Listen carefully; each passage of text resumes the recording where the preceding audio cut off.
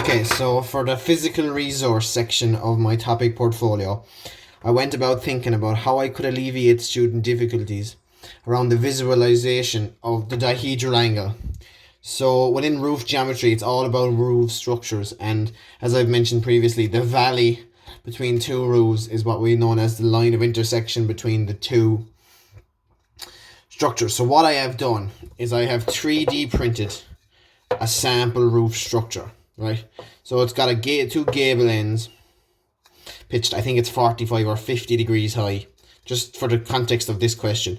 And the key part I wanted to highlight was that there's the valley in between both of these questions. So what we would be doing is, in the question it could be given, find a dihedral angle between the two surfaces.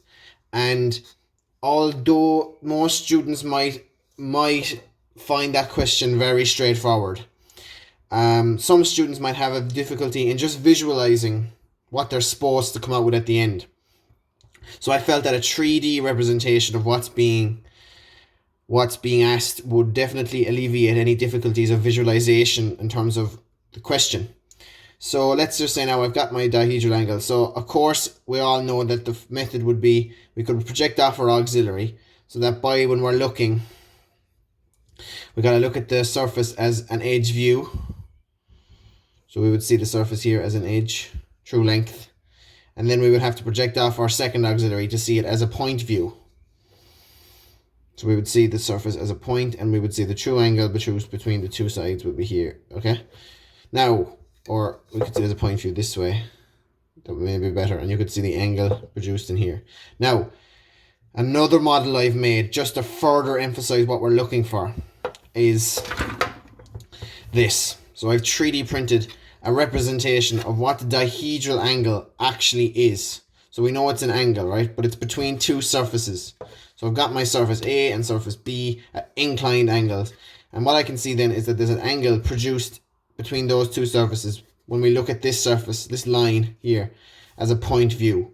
So what I can do then is I can use my two resources together, so that if I was in school and a student asked me, sir, what am I looking for in terms of, can't realize what the dihedral angle between the surfaces actually is, what I can do then is I can simply insert the surface in like this to tell the student, okay, when you're looking along, this is the angle that we must find at the very end.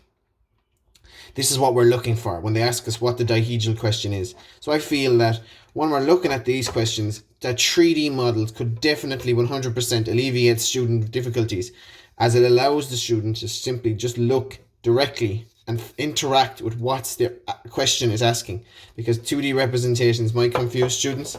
I just feel that overall my resources would be very beneficial in helping students alleviate any difficulties with visualization of the dihedral angle.